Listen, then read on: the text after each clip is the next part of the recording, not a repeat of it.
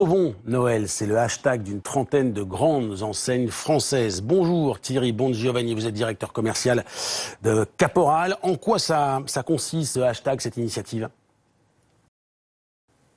Bonjour, donc nous soutenons Sauvons Noël, mis en place par One Stock.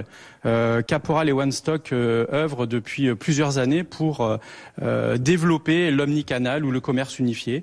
Donc malgré la fermeture des magasins, nous avons maintenu un semblant d'activité en mettant en place des solutions omnicanal avec le Ship from Store notamment qui permet de livrer nos consommateurs, de toujours maintenir une expérience client sans couture où vraiment le consommateur quand il commande sur Internet, peut disposer des stocks que nous avons à l'heure actuelle en magasin pour satisfaire son besoin ou l'acte d'achat.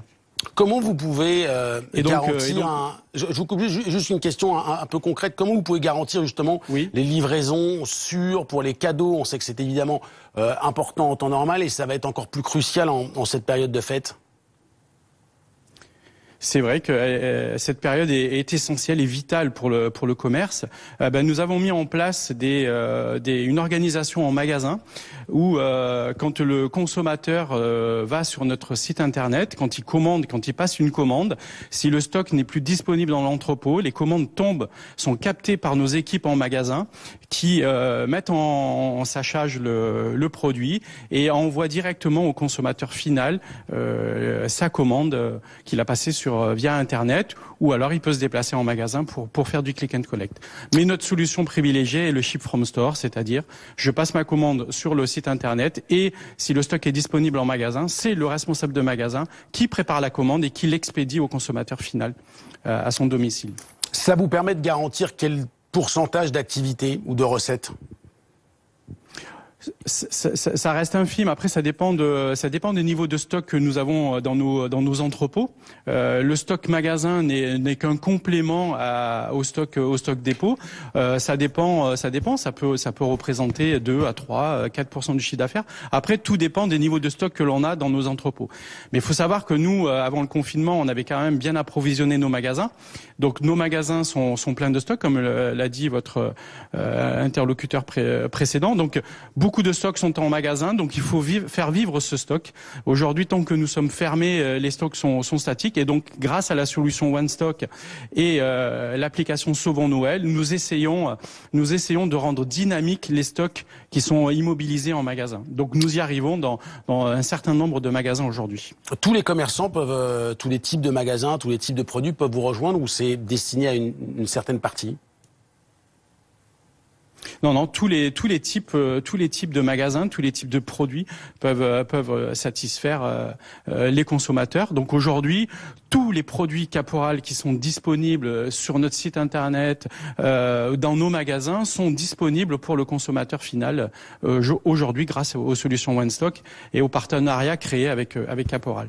Thierry Bongiovanni, il y a un mouvement d'élus, de responsables de chaînes, de commerçants, pour critiquer et dénoncer et appeler à un boycott d'Amazon, géant évidemment du e-commerce. Quelle est votre position par rapport à ces appels au boycott ?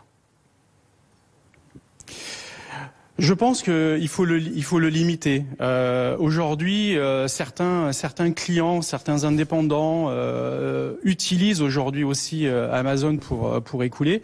Moi, je pense qu'il faut une réglementation. Je pense qu'il faut surtout limiter Amazon et privilégier le commerce français, surtout dans cette période un peu compliquée où là, je trouve qu'il y a quand même un fort déséquilibre entre le commerce de proximité, le commerçant, l'indépendant, le détaillant et les gros mastodontes du e-commerce. Donc, je pense que il faut en ces périodes-là limiter l'accès aux grands comptes du e-commerce, mais surtout réouvrir les commerces le 27 novembre, qui est une grosse période de consommation et c'est l'anticipation des achats de Noël. Donc je pense que plus on étendra la période de consommation, moins on aura de foule ou de flux dans les magasins. Il faut savoir que on a l'expérience du premier confinement, donc on a mis tous les gestes barrières dans nos magasins. nos équipes sont préparées, nos équipes sont organisées pour satisfaire au mieux les clients et puis surtout respecter les gestes barrières.